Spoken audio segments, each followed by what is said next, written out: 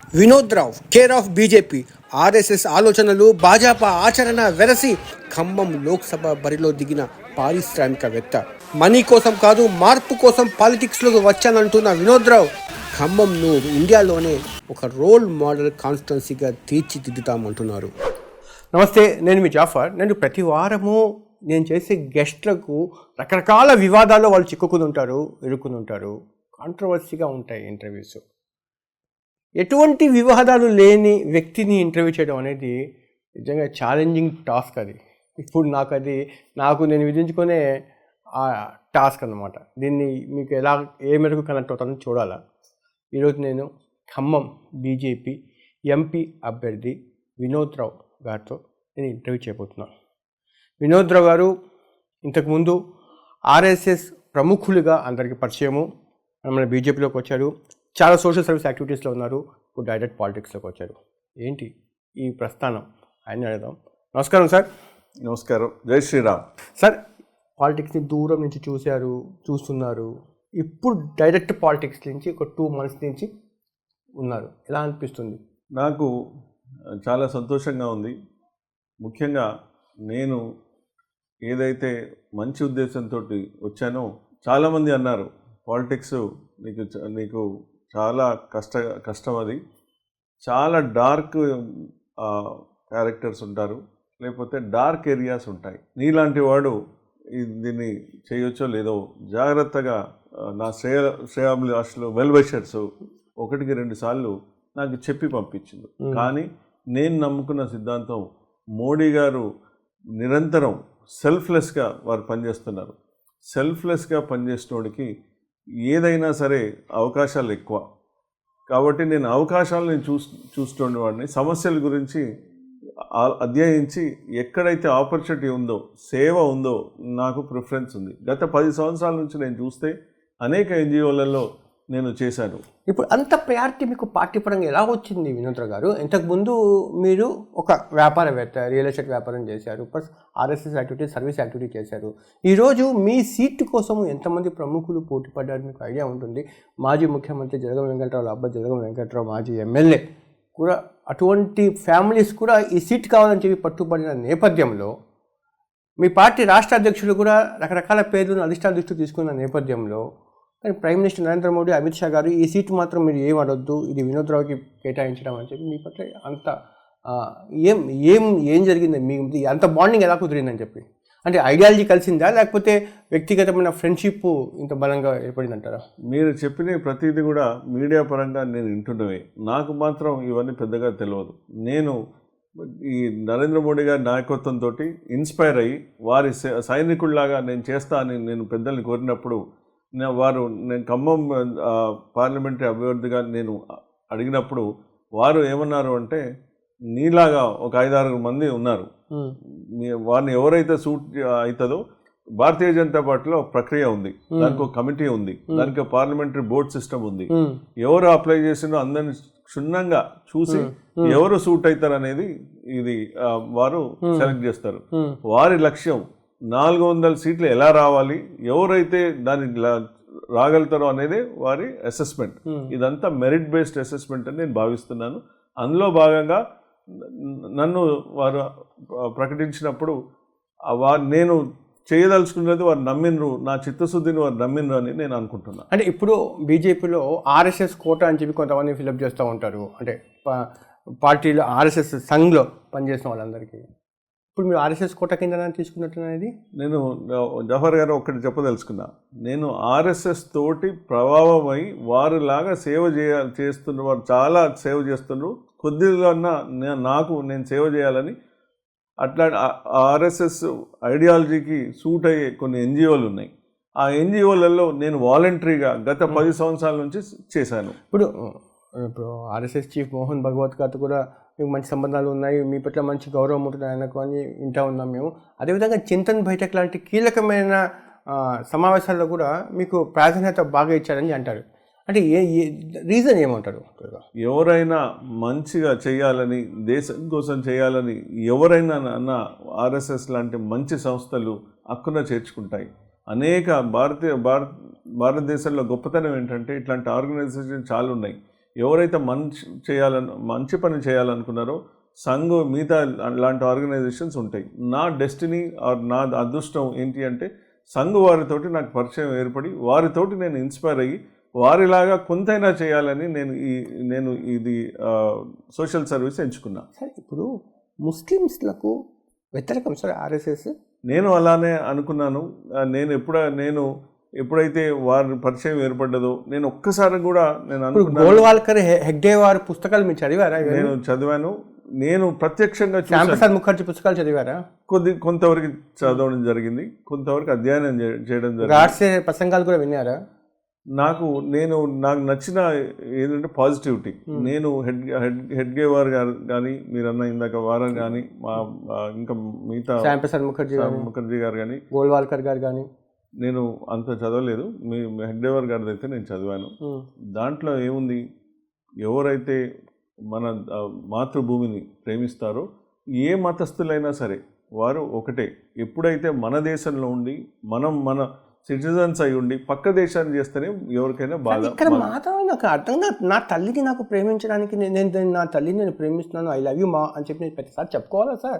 నా భూమిని నేను ప్రేమించేటప్పుడు నేను నా యొక్క విశ్వసిస్తే నేను చాటుకోవాలి సార్. నాకు ఆ కనెక్టివిటీ, ఆ బాండింగ్, ఆ ఎమోషన్ లేదంటారా, ఉండదంటారా? ఇప్పుడు ఏదైనా చేతలలో చూపించాలి, మనసులలో కాదు. ఒకవేళ మీరు వారిని నిజంగా మీరు మనసు బాధ పెడితే అది అందరికీ తెలుసు. అంటే నేను తల్లికి నేను ఉదయాన్నే లేచి తల్లి అమ్మ నేను ప్రేమిస్తున్నానమ్మా, నేను ఉంటున్న గౌరవం అని చెప్పాలా? అది మనసులో ఉండాలా? చెప్పండి. మన భారతీయ సంస్కృతి ముందు దాంట్లో అతి పెద్ద శ్లోకం మాతృదేవోభవ. పెద్దలు అక్కడి నుంచి స్టార్ట్ చేశారు.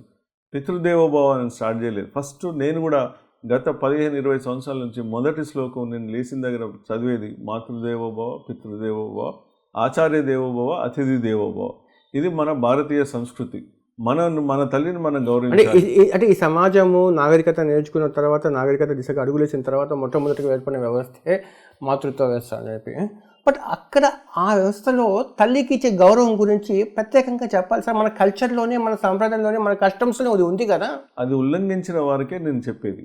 ఉల్లంఘించిన అంతవరకు మనం చేసేదానికి అది ఎవరు ఏమన్నారు, ఏదైతే నేచర్కి ఎగెనెస్ట్ పోయినో ఏదైనా ఈ విషయం కాదు, కొద్దిగా డిబేట్ అవుతున్నాం, కానీ నేచర్కి ఎగెనెస్ట్ ఏది పోయినా అది తప్పే అని నేను అనుకుంటున్నాను. సార్ మీరు ఎప్పుడైనా దూరం నుంచి ఒక 10 ఏళ్ల కిందట మీరు బీజేపీలోకి రాలేదు, మీరు ఆర్ఎస్ఎస్లోకి రాలేదు, ఒక 10 years క్రితం మీరు సాధారణ వ్యక్తి, ఒక ఎన్జిఓ యాక్టివిటీస్ చేసే వ్యక్తి, సేవా కార్యక్రమాలు చేసే వ్యక్తి. మీకు ఎంఎం చేసే యాక్టివిటీసు, బీజేపీ చేసే పొలిటికల్ యాక్టివిటీసు, ఈ రెండు ఒకేలాగా ఉన్నాయా? రెండు విరుద్ధమైన దారులు కలిగినప్పటికీ వాళ్ళ యొక్క లక్ష్యం ఒకటేలా కనిపించిందా అప్పుడు? నేను చేసే యాక్టివిటీస్కి అనుసంధానంగా నాకు ఒక ఆర్గనైజేషన్ అనిపించింది. నా ఐడియాలజీ ఆర్ఎస్ఎస్ వారి సేవాభావంతో నేను మోటివేట్ అయినా. మిగతా దాని గురించి నాకు తెలియదు. మిగతా నేను కాన్సన్ట్రేట్ చేసి నేను ఎందుకు ఆకర్షితమైనది నేను చెప్పగలుగుతాను. ఎందుకు కాలేదనేది అది నా ప్రాబ్లీ నేను ఎక్స్ప్లెయిన్ చేయలేకపోవచ్చు. నాకు నచ్చింది ఏంటి అంటే సెల్ఫ్లెస్గా రాష్ట్రీయ స్వయం సేవక్ సంఘ్ వారందరూ కుటుంబాలని చిన్న వయసులోనే వదిలేసి మాతృదేవతకి మన మాతృభూమికి వారి లైఫ్ డెడికేట్ చేశారు. నాకు కూడా ఆర్ఎస్ఎస్ మీద చాలా గొప్ప అభిప్రాయం ఉంది సార్ యాక్చువల్గా. ఎందుకంటే దేశం చేసే సేవ కానీ, ప్రకృతి వైపరీత్యాలు వచ్చినప్పుడు వాళ్ళు చేసే కృషి కానీ, పెళ్ళిళ్ళు చేసుకోకుండా వాళ్ళు లైఫ్ని సాక్రిఫైస్ చేసి దేశం కోసము, సమాజం కోసం సేవ చేసే కోసం చాలా గౌరవం ఉంది. కానీ వాళ్ళకి సంబంధించి బయట జరుగుతున్న ప్రచారానికి సంబంధించి ఏదైతే ఉందో అవి ఆ సందేహాలు నివృత్తి కావట్లేదు. వినోద్రావు గారు, మీరు ఎప్పుడైనా లోపలికి వెళ్ళిన తర్వాత వాళ్ళతో కలిసి తిరుగుతున్నప్పుడు, వాళ్ళ యాక్టివిటీస్లో కూర్చుంటున్నప్పుడు, చింతన మీటింగ్లో కూర్చుని మాట్లాడుతున్నప్పుడు ఎప్పుడైనా మీ అనుమానాలు నివృత్తి చేసుకోవడానికి ప్రయత్నించారా? ముఖ్యంగా ఒకటి నేను జాఫర్ గారు ఒకటి చెప్తే, నేను చింతన్ బయటక్ అనేది ఇంటర్నల్ మీటింగ్. అది మాలాంటి ఐడియాలజీ బేస్డ్ వారికి నచ్చిన ఐడియాలజీ నచ్చిన వాళ్ళకి సంబంధం లేని విషయం అది. చింతన్ బయటక్ వారి కోర్ ఏరియాస్ వారి ప్రచారక్స్ చేసేది. కానీ నాకు తెలిసి నేను చూస్తున్నప్పుడు వారితో ఇంటరాక్ట్ అయినప్పుడు ఎప్పుడు కూడా ఇంతవరకు వారు ఏ మతం గురించి ఈ మతస్థులని విడదీయాలి లేకపోతే వేరే చూడాలని మాత్రం అన్నారు. వారికి నచ్చంది ఒకటే, మన మాతృభూమి మన దేశంలో ఉండి పక్క దేశాన్ని సమర్థిస్తేనే వారికి ప్రాబ్లం. ఎవరు సమర్థించారు సార్ అలాంటివి ఉంటేనే ఖచ్చితంగా. ఇంకో విషయం సార్, సమర్థించకపోతే ప్రాబ్లం లేదు, సమర్థించినప్పుడే ప్రాబ్లం, అంతే. అది అంతటితోటి అది అందరికీ అర్థమవుతుంది. అవును. భారతదేశం యొక్క గౌరవము విదేశాల్లో, ప్రపంచంలో ఒక సగర్వంగా ఒక గౌరవాన్ని తీసుకొచ్చిన వ్యక్తి నరేంద్ర మోడీ గారు. నో డౌట్ ఆ విషయంలో ప్రతి ఒక్కరు అంగీకరించాల్సిన అంశం. కానీ అదే సమయంలో ఇంకో ప్రశ్న ఏంటంటే సార్, భారతదేశంలో 1% జనాభా దగ్గర 40% సంపద పోగుపడి ఉంది అని వింటున్నప్పుడు ఎక్కడ లోపం కనిపిస్తుంది? వ్యవస్థలో ఏం మార్పు చేయాల్సిన అవసరం కనిపిస్తూ ఉంది? ఇంకా పేదవాడుగానే మిగిలిపోతున్న సంగతి ఎక్కడ ఒకటి ఆందోళన, ఆవేదన కలిగించట్లేదా సార్? ఈ పర్టికులర్ ప్రాబ్లము మోడీ గారు వారు మనస్ఫూర్తిగా దీన్ని అడ్రస్ చేస్తున్నారు. పేదరికం అనేది ఉండే, కానీ ప్రపంచంలో 5వ ఎకానమీ నుంచి 3వ ఎకానమీకి దిశగా పయనించినప్పుడు ఈ వెల్త్ అనేది డిస్ట్రిబ్యూట్ అవుతూ ఉంటుంది. ఒక్కొక్కసారి ఒక దగ్గర కాన్సన్ట్రేట్ అయ్యేది వాస్తవమే ఉండొచ్చు, కానీ అల్టిమేట్గా మోడీ గారు మీరు పథకాలు చూస్తే 500 పథకాలు పైన ఉన్నాయి. ఇవన్నీ కూడా పేదవాళ్ళని బడుగు బలహీన వర్గాలకు ఉద్దేశించే. కాబట్టి పర్కులేషన్ అనేది 100% జరుగుతుంది కూడా. సార్, ఇప్పటికే స్టార్టప్స్ ఇండియాకి నరేంద్ర మోడీ గారు 2014 వచ్చిన తర్వాత అసలు ఎక్కువగా ప్రోత్సాహాలు ఉంటాయేమో అని చెప్పి ఆశించారు సార్. చాలామంది ఓట్లు వేశారు సార్. అంటే ముస్లిమ్స్, మైనార్టీస్లో కూడా నరేంద్ర మోడీకి వస్తే స్టార్టప్స్ పెరుగుతాయని అనుకున్నారు. మీరు ఆశించిన స్థాయిలో స్టార్టప్ ఇండియాస్కి నిధులు కానీ ప్రాజెక్ట్గా సక్సెస్ జరుగుతుందంటారా? దీనికి ప్రత్యేక నిదర్శనం నేను కూడా, ఎందుకంటే ఫస్ట్ హ్యాండ్ ఎక్స్పీరియన్స్ నాకు దీంట్లో ఉంది. నాకు కూడా ఒక స్టార్టప్ ఉంది, నాకు కూడా ఒక డ్రోన్ స్టార్టప్ ఉంది. నేను నా మిత్రుడు ప్లస్ CEO కింద ఒక ఏం స్టార్టప్ అది? ఇది డ్రోన్ స్టార్టప్. అంటే ఇది డ్రోన్ బేస్డ్ నావిగేషన్ సిస్టమ్, డ్రోన్కి అల్గార్ సాఫ్ట్వేర్ రాసే ఒక ఇది, ప్లస్ డ్రోన్ ఎంటర్టైన్మెంట్. మీరు ఆకాశంలో వివిధ షేప్లలో డ్రోన్స్ ఫార్మేషన్స్ ఉంటాయి. మాది second company in India and probably ఒక 20 కంపెనీలు ప్రపంచంలోనే ఉన్నాయి. అదొక వింగ్. అట్లానే అండర్ వాటర్ నావిగేషన్కి, అన్మాన్డ్ నావిగేషన్కి సాఫ్ట్వేర్కి మేము నావికి చేయడం జరుగుతుంది. దీనికి ఏంటి అంటే, మేము ఒక 2 సంవత్సరాల క్రితం స్టార్ట్ చేసినప్పుడు నేను ఒక IIT ఎక్స్ IIT ఒక ఎక్స్ మిలిటరీ ఆయన కలిసి స్టార్ట్ చేశాము. ఇందులో ఏనాడు కూడా ఎవరితోటి కూడా మాకు రికమెండేషన్ కానీ అవకాశం కూడా ఉండదు. ఎందుకంటే ప్రతిది కూడా మెరిట్ బేస్డ్ సిస్టమ్. ఐడెక్స్ అనే ఒక అటానమస్ బాడీ ఉంటుంది. అంటే ఇప్పుడు ఏంటి స్టార్టప్లో మీరు అలా స్టార్టప్లో నాలాంటోడు ఒక స్టార్టప్ చేసి ఇప్పుడు one of the best startups in the country అని మొన్న ఒక అవార్డు కూడా రావడం జరిగింది. సార్, ఇంకో ప్రశ్న. ఖమ్మం అంటేనే కమ్యూనిస్టుల జిల్లా, కాంగ్రెస్ల అంట. ఇక్కడ కమలం వికసిస్తుందని చెప్పిన నమ్మకం మీకు ఉందంటారు? ఖమ్మం ప్రజలు చాలా చైతన్యవంతులు. నేను గత 3-4 నెలల నుంచి నేను వెళ్ళినప్పుడు వారు నిజంగా దేశభక్తులు, రామభక్తులు. ఈ కమ్యూనిస్ట్ అనేది ఒకప్పుడు కమ్యూనిస్టు, ఇప్పుడు వారంతా చూసేది అభివృద్ధి కోసం. అది నాకు చాలా ఈజీ అనిపించింది. ఏంటి అంటే, మేము చెప్పేది ముఖ్యంగా, నేను ఒక సోషల్ సర్వీస్ నుంచి RSS ప్రభావితమైన మనిషిగా నేను వచ్చినప్పుడు నేను చెప్పింది ఏంటి అంటే, ఓన్లీ పాజిటివ్. మేము ఏం చేయగలుగుతామని చెప్పినప్పుడు ప్రజలు ఈజీగా మమ్మల్ని యాక్సెప్ట్ చేస్తున్నారు. ఇక్కడ ఖమ్మంకి ఇంకోటి ఉంది. ఇక్కడ ఎంపీగా గెలిస్తే సెంట్రల్ మినిస్టర్ అవుతాం. చాలామంది అయ్యారు కూడా ఇక్కడ ఖమ్మం పార్లమెంట్ స్థానానికి. ఒకవేళ మీరు గెలిస్తే ఇప్పుడు ఆల్రెడీ నరేంద్ర మోడీ, అమిత్ షా ఆశీస్సులు ఉన్నాయి కాబట్టి మీరే సెంట్రల్ మినిస్టర్ అవుతారని చెప్పి ప్రచారం జరుగుతుంది మీ క్యాడర్లో. రాముల వారి ఆశీస్సు ఉంటే ఏదైనా జరగవచ్చు. దానికి రాముల వారు, మనం ఫస్ట్ కష్టపడాలి, తర్వాత భగవత్ ఆశీస్సులు. కష్టపడేది నా నేపథ్యం, మిగతాది అంతా భగవంతుడు, మోడీ గారికి వదిలేద్దాం. ఇప్పుడు మొన్నటి వరకు మీరు ఎవరు తెలియదు, ఏదో RSS కార్యక్రమాలు, సేవా కార్యక్రమాలు చేస్తూ ఉన్నారు, అంతవరకే. ఇప్పుడు పాలిటిక్స్ ఎలా ఉందంటే, మీరు ఇంకా హైపర్గా తయారైతే మాత్రము మీ ఇంట్లో వాళ్ళని ట్రోల్ చేస్తారు, మిమ్మల్ని ట్రోల్ చేస్తారు, సైకలాజికల్గా మిమ్మల్ని డౌన్ చేయడానికి ప్రయత్నం చేస్తారు. ఇవన్నీ ఊహించారా? దేనికైనా సిద్ధమా? అంటే చూస్తుంటే మీరు మృదు స్వభావం ఇలాగా కనిపిస్తున్నారు. అంటే ఇప్పుడుండే పాలిటిక్స్కి సెట్ అవుతారా? మీరు ఇంకొక 2-3 సంవత్సరాల తర్వాత మళ్ళీ మన ఇంటర్వ్యూలు చేసినప్పుడు అప్పుడు అప్పుడు దాని గురించి నేను ఎక్స్ప్లెయిన్ చేయాలి. ఎందుకంటే ఇప్పుడు నేను వచ్చింది, నేను బిలీవ్ చేసేది ఏంటి అంటే కష్టపడితే ప్రజలు ఆదరిస్తారు. ఒకళ్ళ జోలికి అనవసరంగా పోకపోతే వారు మన ఏం చేయరు. కానీ ఎవరు తప్పులను ఉంటే అది ఎత్తి చూపాలి. ఎత్తి చూపినప్పుడు నిజంగా వాళ్ళు తప్పులు చేస్తే సర్దిద్దుకునే అవకాశం వాళ్ళకు ఉంటుంది. చెప్పినప్పుడు ప్రజలు మన వెనక ఉంటారు. పార్టీ పరంగా యాక్సెప్టెన్స్ ఎలాగండి? ఎందుకంటే మీరు జనవరి వరకు మీకు బీజేపీకి సంబంధం లేదు, మీదంతా సంఘ్ యాక్టివిటీస్ అంతా అని చెప్పి ఇక్కడ వాళ్ళు రకరకాల పేర్లను తెర మీదకి తీసుకొచ్చారు చేశారు కదా. ఇప్పుడు సడన్గా మీ పేరు వచ్చింది, అది కూడా PM candidate, PM recommended candidate, MLC recommended candidate. Local candidate, state body, local BJP cadre మీ వెంట ర్యాలీ అవుతున్నారా వాళ్ళు? నేను జాఫర్ గారు, మీరు ప్రతిసారి సంఘ్ అంటున్నారు. నేను ఒక ఎన్జిఓస్కి తోటి పనిచేశాను కాబట్టి నేను ఒక సోషల్ సర్వీస్ మనిషిగా నన్ను నేను పరిచయం చేసుకుంటా, నన్ను నేను చెప్పుకుంటా. ఈ పార్లమెంట్ కాన్స్టిట్యున్సీలో మీకు ఎందుకు ఓటు వేయాలి? ఇది చాలా మంచి ప్రశ్న.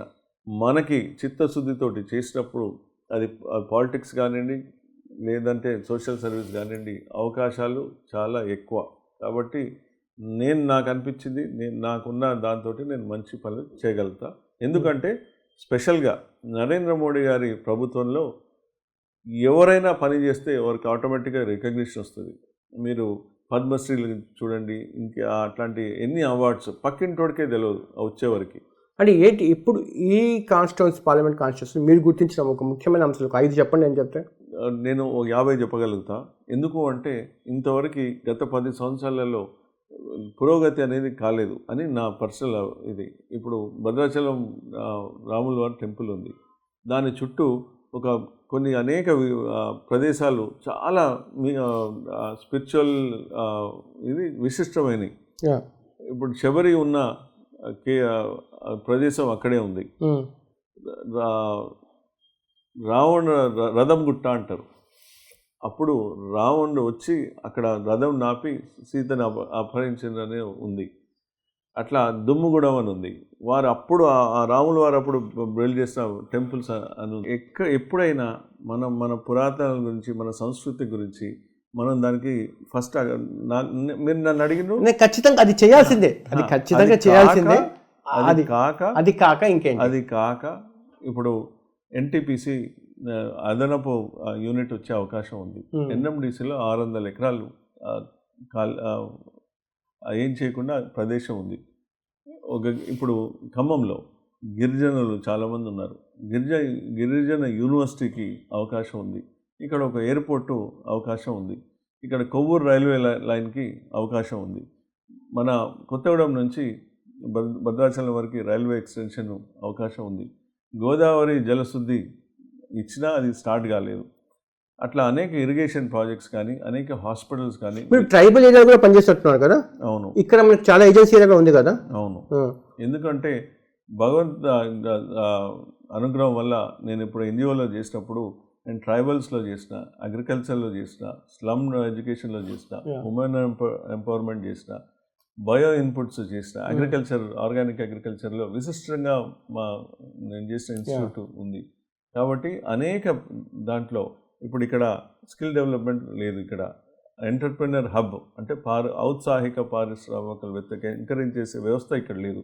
మొన్న ఆపర్చునిటీస్ చాలా ఉన్నాయి. మొన్న ఒక కాల్ సెంటర్ ఎవరికో కావాలన్నప్పుడు 2 గంటలలో 65 మందిని వారు రిక్రూట్ చేసుకున్నారు. ఆశ్చర్యపోయినారు. కొత్తగూడెం లాంటి దానిలలో ఇంతమంది ఎలా మీకు ఉన్నారని. ఇట్లాంటివి చాలా ఉన్నాయి.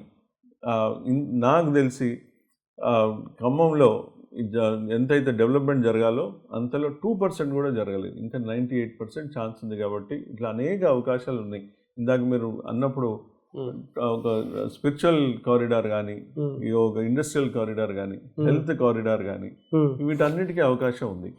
అప్పర కుబేర్లు పోటీ పడుతున్నారు. నామా నాగేశ్వర గారు ఒకవైపు, ఇంకోవైపు కాంగ్రెస్ నుంచి ఎవరు వచ్చినా కూడా కుబేర్లు ఉన్నారు. అంటే వీళ్ళందరికీ వీళ్ళందరూ జనాలకి డబ్బులు పంపడమే సార్, ఇంకా అంతేనా? ఒకప్పుడు అవన్నీ నడుచుండొచ్చు, కానీ ఇప్పుడు ప్రజలు నేను ఒక గత 15 రోజుల నుంచి 3 నెలల నుంచి తిరుగుతున్నాం ప్రజల మధ్యలో.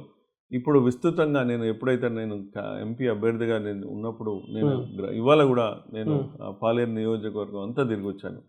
పొద్దున 6ంటికి స్టార్ట్ చేస్తే ఇప్పుడు 7ంటికి క్లోజ్ చేసినాం. నాకే ఆశ్చర్యం అవుతుంది నిజంగా కూడా.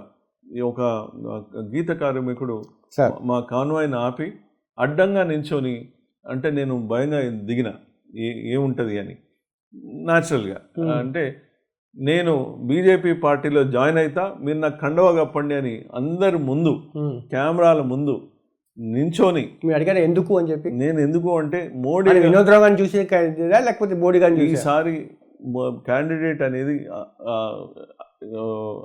మ్యాటరే కాదు, అది వినోద్ రావు గారు కాదు, ఎవరైనా సరే మోడీ గారిని చూసే వేస్తారు. మీరు కలిసింది మొన్న కాకతీయ మహారాజు వచ్చి మన భద్రాచలం కలుసుకున్నారు. ఏంటి ఆ భేటీ ఎలా అర్థం చేసుకోవాలి? అది వారు పర్సనల్, అది యాదృచ్ఛికం. మేము కలుసుకున్నప్పుడు ఒక మీటింగ్లో కలిసినప్పుడు మాట కలిసి వారు మా ఇంటికి రావడం జరుగుతుంది, నేను వారు ప్యాలెస్లోకి వెళ్ళడం జరుగుతుంది. అట్లా మేమైతే మంచి మిత్రులు. సార్ ఇక్కడ ఇంకోటి అంటే డాక్టర్ బిఆర్ అంబేద్కర్ గారు స్వప్నించినట్టుగా భారతీయుల మీద మత ప్రభావం పూర్తిగా తొలగినప్పుడే ఈ రాజ్యాంగం యొక్క ఫలాలు వాళ్ళకు పూర్తిగా అందుతాయి అన్న మాటతో మీరు ఏ మేరకు ఏకీభవిస్తారు వినోద్రావు గారు? ఇది ఒక రకంగా నిజం, ఒక రకంగా సాధ్యమా అనేది కూడా నిజమే. కాబట్టి వారు ఏదైతే అన్నారో అది ఏ మతమైనా కూడా చెప్తున్నాను, ఏ మతమైనా ఉండొచ్చు. కానీ ఈరోజు రాజకీయాల్లో మిళితమైపోయింది కదా మతం. ఈ రెండు విడదీసి చూసే పరిస్థితి ఇప్పుడు కనిపిస్తుంది వినోద్రావు గారు. మన హిందూ భావజాలం మన రామాయణంలోనే చూసుకోవచ్చు. రామరాజ్యం ఎలా ఉంటుందో అది దాని మతానికి అతీతంగా ఎట్టి ఒక ఈ రాగద్వేషాలకు అతీతంగా రామరాజ్యం ఉంటుంది. అదే ఆ రామరాజ్యం వచ్చినాడు మీరన్న ప్రశ్నలు అన్నిటికీ మనకి ఆన్సర్ దొరుకుతుంది. ఇంకోటి ఈ ఎంత 20 days అయినా ప్రచారం స్టార్ట్ అయ్యి అనుకోవచ్చు 10-15 రోజులు. ఏ ఒక్కరోజు కూడా మీ నిర్ణయము డైరెక్ట్ పాలిటిక్స్ రావడం అని కరెక్టే రిగ్రెట్ అనే ఫీలింగ్ ఏం లేదా? ఒకవేళ రిగ్రెట్ అనేది ఉండదు, నేనైతే రిగ్రెట్ కావట్లేదు. మీ సమీప ప్రత్యర్థి ఎవరు అంటారు? ఇవాళ కూడా 2-3 నన్ను అడిగినారు. నేను అడిగినప్పుడు బీజేపీకి ధర్మానికి అధర్మానికి న్యాయానికి అన్యాయానికి జరుగుతున్న పోరు, మేము అభివృద్ధి వైపు ధర్మం వైపు ఉన్నాం, అవతల ఉన్నది మేము ప్రత్యర్థుల గురించి మేము ఆలోచించాం. ప్రత్యర్థుల గురించి నేను ఆలోచించకుండా ఎవరన్నా ఉండొచ్చు, మేమైతే గెలుస్తున్నాం, మేమైతే ముందు ఉన్నాం కాబట్టి అది 2-3 అనేది వాళ్ళే ఆలోచించారు. వెరీ సాఫ్ట్ పర్సన్ సార్ మీరు. ఈ పాలిటిక్స్ వచ్చినప్పుడు రేపు గట్టిగా మాట్లాడాల్సి వస్తుంది, తిట్టాల్సి వస్తుంది, దుయ్యపట్టాల్సి వస్తుంది, ఏమని చేయాల్సి వస్తుంది. దానికి కూడా రెడీయా? దానికి కూడా నేను రెడీయా, దానికి కూడా రెడీ. వినోద్రావు గారి నోట ఇప్పుడు తిట్లు స్థాయి దాటి బూతుల స్థాయి వచ్చింది ఈరోజు పాలిటిక్స్లో. మన సంఘ సిద్ధాంతం ఏంటి అంటే 80 మంది మంచి వాళ్ళందరూ ఎక్కువ ఉంటారు, కానీ దూరంగా ఉంటారు. చెడ్డ వాళ్ళందరూ ఒక దగ్గర ఉంటారు. వారు మంచి వాళ్ళని సంఘటితం చేసి మ్యాన్ మేకింగ్ మెషిన్స్ అనే మనం చేయగల మంచి వాళ్ళని తయారు చేస్తే వాళ్ళందరూ ఒక దగ్గరికి అవుతారు. ఇది ఎక్కడైనా ఉంటుంది. కాబట్టి మంచి వాళ్ళందరినీ మేము దగ్గర చేస్తే మేము తిట్టుకోవాల్సిన అవసరం లేదు. మా స్ట్రెంతే వాళ్ళని దూరం చేస్తుంది. మహిళలకు సంబంధించిన ప్రాబ్లం ఇక్కడ ఏంటంటే, ఇక్కడ మహిళా చైతన్యం చాలా ఎక్కువగా ఖమ్మంలో పోరాటాలు పురిటిగడ్డ అంటారు, ఉద్యమాల కిల్లగా బాధితున్న ప్రాంతం ఇక్కడ. ఆల్రెడీ దాన్ని ఏమంటారు, సిపిఐ ఎంఎల్ యాక్టివిటీస్ కూడా ఎక్కువ జరుగుతూ ఉంది ఇక్కడ అని చెప్పి. ఇప్పుడు ఉందా సార్ అదే సిచ్యువేషన్? నాకు అయితే పెద్దగా అంటే ఆ రోజు ఎంఎల్ యాక్టివిటీస్లో ఉన్నప్పుడు ఎక్కువగా మహిళలు చైతన్యవంత మహిళలు అటువైపు వెళ్ళేవాళ్ళు. ఇప్పుడు మూమెంట్ అంతా కనిపించట్లేదు. ఇప్పుడు నాకు కనిపిస్తున్నదల్లా వారు ముందుకు వచ్చి మహిళలు కానీ వృద్ధులు కానీ చిన్నపిల్లలు కానీ చిన్నపిల్లలు అంటే యూత్ కానీ ఎవరైనా సరే అప్పటి సిద్ధాంతాలు కానీ అప్పుడు వారి వాతావరణం లేదు. బహుశా ఈ మధ్య టీనేజర్స్ కానీ వీళ్ళకి కానీ ఆ వాతావరణం చూసిన పరిస్థితి లేదు. సార్ ఇంకోటి, ఒకవైపు బీజేపీ, ఇంకోవైపు ఆర్ఎస్ఎస్, విశ్వ హిందూ పరిషత్ కూడా కదా కొన్ని యాక్టివిటీ చేస్తారు కదా మీరు. నాకు నచ్చిన ఏదైనా ధర్మం కోసం దీనికోసం చేసినప్పుడు వాళ్ళ ఆర్గనైజేషన్స్ కి నేను వారితో కలవడం మళ్ళీ జరుగుతుంది. కొంతమంది ఎంప్లాయీస్ ముస్లిమ్స్ ని పెట్టుకున్నారంట, ఇదేంటి వల్ల? నేను ఆర్ఎస్ఎస్ నా ఐడియాలజీకి దగ్గర, నేను నమ్మిన సిద్ధాంతానికి దగ్గర. ఎవరు దానికి మతం పరంగా ఎవరు చూడరు. మంచివారైతే నా దగ్గర ఉన్నారు, 20 సంవత్సరాలు 30 సంవత్సరాల నుంచి నాతోటే ఉన్నారు. ఇది నా సిద్ధాంతం. ఇప్పుడు ఒకటి సార్, నా చివరిగా క్లోజ్ చేస్తున్నాను సార్. యూత్లో ఒక అంట్రెస్ట్ ఉంది సార్ మొత్తం భారతదేశ వ్యాప్తంగా. ఎందుకంటే వాళ్ళకి సెల్ఫ్ ఎంప్లాయ్మెంట్, ఇప్పుడు చదువుకు తగ్గట్టుగా ఉద్యోగాలు రావట్లేదు, ఏదైనా ఉపాధి పొందాలనుకుంటే సరైన స్కిల్స్ దొరకట్లేదు, ఆ స్కిల్స్ సంబంధించిన ఉన్నా కూడా లోన్స్ దొరకట్లేదు, ప్రభుత్వం నుంచి పారితోషికాలు దొరకట్లేదు, సబ్సిడీలు కానీ అలాంటివి దొరకట్లేదు, బ్యాంకర్స్ ముందుకు రావట్లేదు సార్. ఇటువంటి సిచ్యువేషన్స్లో ఒక చదువుకున్న వాళ్ళుగా మీరు ఏం చేయబోతారు సార్ రేపు ఎంపీగా గెలిచిన తర్వాత? చాలా ఇంపార్టెంట్ ప్రశ్న అడిగాను, కొంచెం ఆన్సర్ కొంచెం ఆలోచించి చెప్పండి, ఎందుకంటే ఇది రికార్డెడ్, ఎప్పుడు యూట్యూబ్లో ఉండిపోయే అంశం ఇది. కరెక్ట్. ఎప్పుడైతే నేను ఏదైనా నా అనుభవంతో నేను చెప్పగలను. ఎక్కడైతే సెంట్రల్ గవర్నమెంట్ ఉండి స్టేట్ గవర్నమెంట్ కూడా సేమ్ గవర్నమెంట్ అయితే వారిద్దరిది డబుల్ డెక్కర్ అంటారు కదా, ఇద్దరు అనుకొని అవన్నీ స్కీమ్స్ అన్ని పర్క్యులేట్ అవుతాయి. అంటే ప్రజలలో ఏదైతే స్కీమ్స్ ఎగ్జిస్టింగ్ ఉన్నాయో అది వెబ్సైట్లో కొడితే వాళ్ళు కూడా చూసుకుంటారు సార్, దాన్ని వినోదంగా చెప్పాల్సిన అవసరం లేదు. కాదు, ఇక్కడ జరుగుతున్న ఇక్కడ ఏదైతే సప్లై డిమాండ్కి మధ్య గ్యాప్ ఉందో అక్కడ ఏం జరగాలో మీకు మాత్రమే తెలిసింది. నేనైతే ఇది చేస్తా, ఇది దేశవ్యాప్తంగా తెలిసి మీరు వెళ్ళేది చట్టసభకు సార్. మీరు మాట్లాడే 4 మాటలు ఒక చట్టం తీసుకోవడానికి అవకాశం ఉంటుంది. మీరు మాట్లాడే 4 మాటలు ఒక నిధులు ఉదారంగా మంజూరయ్యి ఒక మంచి జీవితాలు మెరుగుపడడానికి అవకాశం ఉంటుంది. ఇప్పుడు బీజేపీ ఏం చేసిందని కాకుండా వినోద్ రకాలు ఏం గుర్తించాలి అంటే అంశము ఇది చేస్తే బాగుంటుంది అని అనుకున్నవి. ఎప్పుడైతే భారతదేశం 5వ బిగ్గెస్ట్ ఎకానమీ నుంచి 3వ బిగ్గెస్ట్ ఎకానమీకి పయనిస్తుందో, నేను కూడా ఒక ఎంటర్ప్రెన్యూర్ని, నాకు కూడా ఇండస్ట్రీస్ ఉండే, ఇప్పుడు కూడా ఇందాక చెప్పినట్టు స్టార్టప్స్ ఉన్నాయి. ఒక ప్రతి యూత్ కానీ ఇప్పుడు ఒకప్పుడు నేను ఉద్యోగం చేయాలనే వారి మెంటాలిటీ ఉండేది. ఎప్పుడైతే ఉద్యోగం కాదు, నువ్వు ఒక 100 మందికి ఉద్యోగాలు ఇవ్వచ్చు అనే వాతావరణం ఏదైతే మోడీ గారు తీసుకొస్తుందో అది చిత్తశుద్ధిగా ఇక్కడున్న ప్రభుత్వాలు ఒక్కోసారి దేవుడు వరమిస్తాడు కానీ ఇంప్లిమెంట్ చేసే వాళ్ళు ఉండరు. అది నాకు తెలిసి ప్రధానంగా ఏదైతే సెంట్రల్ పాలసీస్ ఉన్నాయో మీరు అనేదే భావించద్దు, మళ్ళీ నేను అక్కడికి వెళ్తున్నా.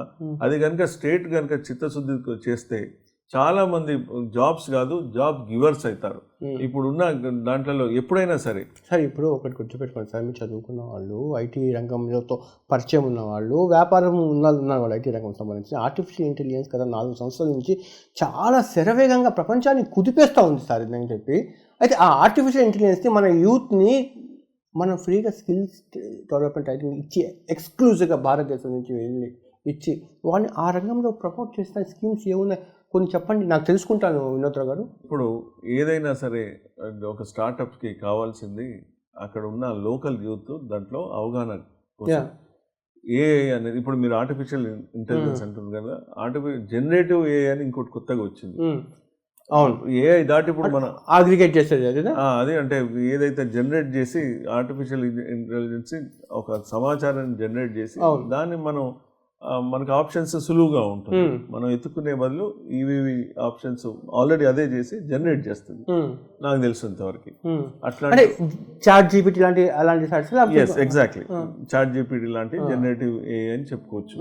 అట్లాంటి ఉన్న దాంట్లో వరల్డ్లో ఇప్పుడు ఒక 100 కొద్ది ఏరియాలలో ఇట్లాంటి అవసరం ఉంది. మీరు కూడా భావిస్తున్నారు అది 100%. రేపు మీరు ఎంపీగా గెలిస్తే ఇటువంటి విషయాన్ని మీకు కన్సల్ట్ చేస్తారు మీరు. ఇక్కడ నేను ఇందాక ఒక కాల్ సెంటర్ చేస్తేనే అరగంటలో 65 మంది దొరికినప్పుడు ఇట్లా లాంటి హబ్స్ కానీ ఇక్కడ పెట్టినప్పుడు మనం ఖచ్చితంగా అవతల 3 గంటల్లో చేస్తాం, మనం 30 నిమిషాల్లో చేస్తాం. అట్లాంటి అనేక రంగాలు ఇక్కడ ఉంది. చెయ్యాలని వారికి ఉంది మోడీ గారికి, కానీ అడగాల్సిన వాళ్ళు లేరు. ఇక్కడ అడిగితే ఇట్లా అనేక ప్రాజెక్టులు మీరు ఇనిషియేటివ్ తీసుకుంటారు దీని మీద అంటారు. 100% ఆల్రెడీ నేను గత 3 నెలల నుంచి ఎంపీ అభ్యర్థి ఎవరైనా సరే ఇక్కడ మనం ఏం చేయొచ్చు అని చెప్పి లండన్ స్కూల్ ఆఫ్ ఎకనామిక్ చదివిన కన్సల్టెంట్స్ తోటి మేము ఒక విజన్ డాక్యుమెంట్ చేసినాం. ఆ విజన్ డాక్యుమెంట్లో ఏముంది అంటే అసలు మేము ఏం చేయొచ్చు ఇక్కడ, ఇక్కడ ఆపర్చునిటీస్ ఏంటి, అవకాశాలు ఏంటి అని మేము స్టడీ చేసి ఒక నిర్దిష్టమైన ప్రణాళిక మా దగ్గర ఉంది. మొన్న పత్రికా ముఖంగా మేము అది రిలీజ్ చేయడం కూడా జరిగింది. ఇది మాకు ఐడియా ఉంది, మాకు అవకాశం, మేము ప్రజల దగ్గరికి ఇవాళ కూడా అడిగింది ఏంటంటే చేయాల్సిన చిత్తశుద్ధి మాకుంది, మాకు ఒకసారి ఛాన్స్ ఇవ్వండి, మేము నిరూపిస్తామని మేము ప్రజల్ని కోరుకుంటున్నాం. ధన్యవాదాలు వినోద్రావు గారు. మీరు ఏదైతే హామీలు ఇచ్చారో మళ్ళీ ఆఫ్టర్ ఎలక్షన్ కూడా ఇదే హామీ మీద తప్పకుండా మిమ్మల్ని అడుగుతాను, కట్టుబడి ఉండాలి తప్పకుండా అని చెప్పి ఆశిస్తున్నాను. అంటే ఎన్నికల హామీలు నీటి మూటలు అని కాకుండా చిత్తశుద్ధిగా పనిచేస్తారు అని చెప్పి ఆశిస్తూ నమస్కారం. మరోసారి ఇంటర్వ్యూకి అవకాశం ఇవ్వాలి మీరు. తప్పకుండా. Thank you. నమస్తే, నేను మీ జాఫర్. మీకు నేను మా టీం చేసే వర్క్ నచ్చితే మీరు సబ్స్క్రైబ్ చేయడం మర్చిపోవద్దు. సబ్స్క్రైబ్ చేయడంతో పాటు పక్కన ఉండే బెల్ ఐకాన్ కూడా ప్రెస్ చేయండి.